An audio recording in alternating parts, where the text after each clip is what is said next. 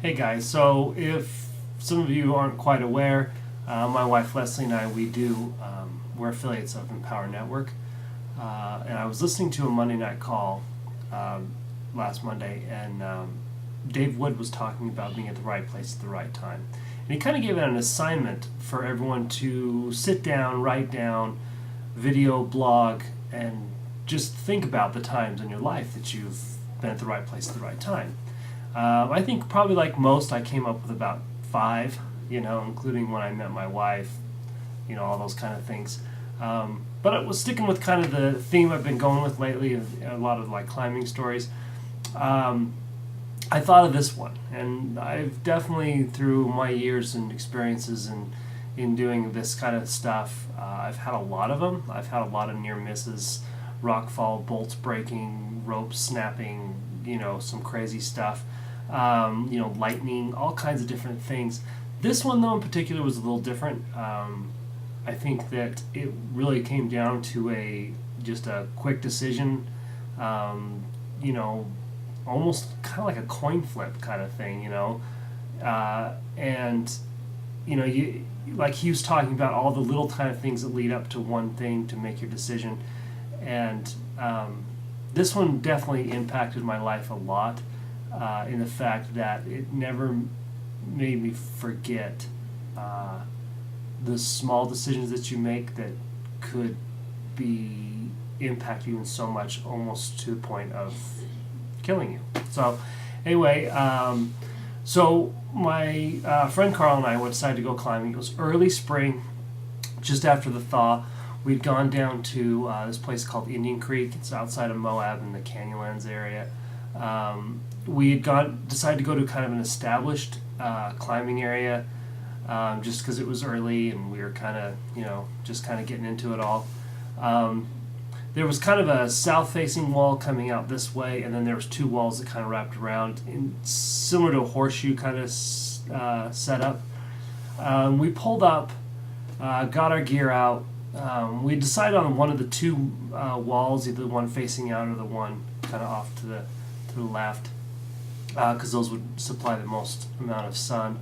Kind of packing up our gear. We were both kind of like, well, we could do this up there, this over there. And, we really just weren't quite sure. We both were kind of indifferent on it either way. We'd climbed up there before. And, we kind of decided on the more southern facing wall just for the fact that we'd get a little bit more sun. But really it came down to let's just, kind of a coin flip almost. I mean, it was that type of 50-50, all right, we're going here. And so we grabbed our stuff and started hiking up. By the time we got up to the base of the cliff, it had started getting a little windy. No big deal, some spring wind, pretty normal down in the desert. We climbed a couple climbs, but the wind really started picking up. And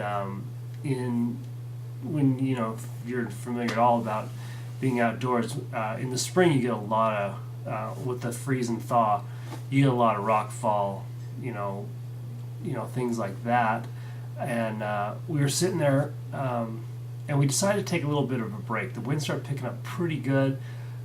We decided that we'd sit down and have a little lunch. Well, as we're sitting there having a lunch, facing out, looking out and down the canyon, there was two rocks that blew off the top. One, I would say, probably pretty close to the size of, maybe a little bigger than a baby grand piano. And the other one probably about the size of a coffee table, maybe a little bigger than that. Followed by, there was also a few others that were, probably about, bowling ball, maybe a little bigger, probably about 5 or 6 of those. Came flying off the top of the cliff. Luckily, the cliff that we were looking at, not the one we were on. But sure enough, we watched those rocks come crashing down right where we would have been climbing, where we had talked before about going. And we watched them hit, and I don't know if you've ever seen rocks that size fall a good 500, well, it was about 300 feet. It's a pretty amazing sight. And not only that, but it creates massive amounts of damage. And it actually blew apart the whole bottom area below the climbs, parts of the trail. It was pretty major. It was a pretty major rock fall. But as we stood there and watched it, I know both of us were thinking the same thing, that just one little decision could have been putting us at the bottom of that climb. And the two of us were just silent. I mean, absolutely silent. And, we followed up by a lot of, holy shit, that could have been us. And, it didn't take too long after that, with the wind blowing, we decided to pack up and head down for the day. But a couple weeks later, we went up there to check out the damage. About a week or so later, we went up there to check out the damage. And sure enough, it was incredible. It was absolutely incredible. And to be standing where those rocks had fallen and know that that's where we, most likely would have been standing, was kind of a surreal moment, knowing that would have been it. I mean, there's no getting out of that one.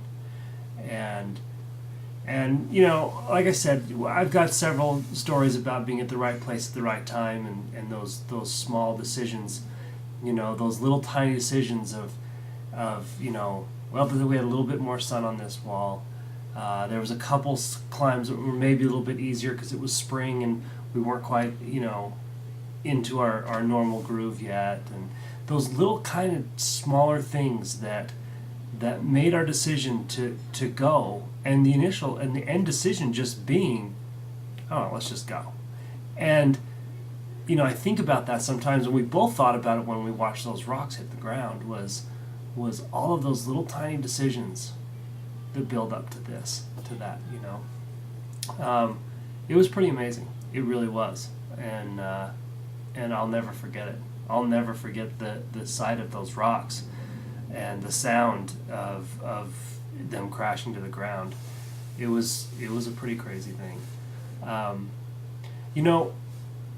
I think back to either the small decisions through life that I've had.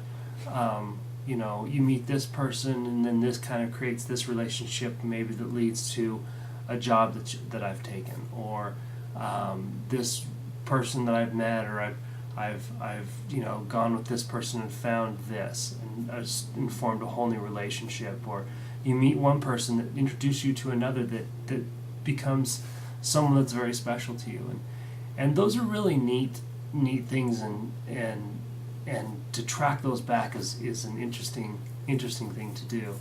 And the way we found Empower Network, we were looking so hard for something.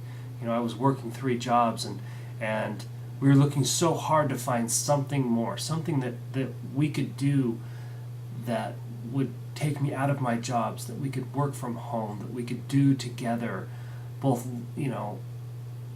of us together, and that we could make our money and live our dreams. And Leslie's her illness getting her into blogging, and that transforms into her getting into certain groups that she blogged with and developing certain relationships that then she found Empower Network and moved on to that.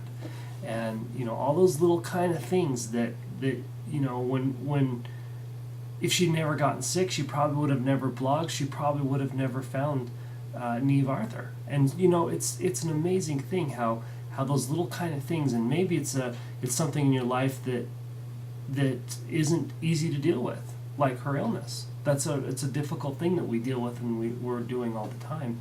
But something like that could move down, and decision and little thing after little thing turn into something so great. And we found something so wonderful like as an Empower Network. Anyway, that's my story, and I'm sure I'll have a few more for you. So tune back in. Thanks a lot.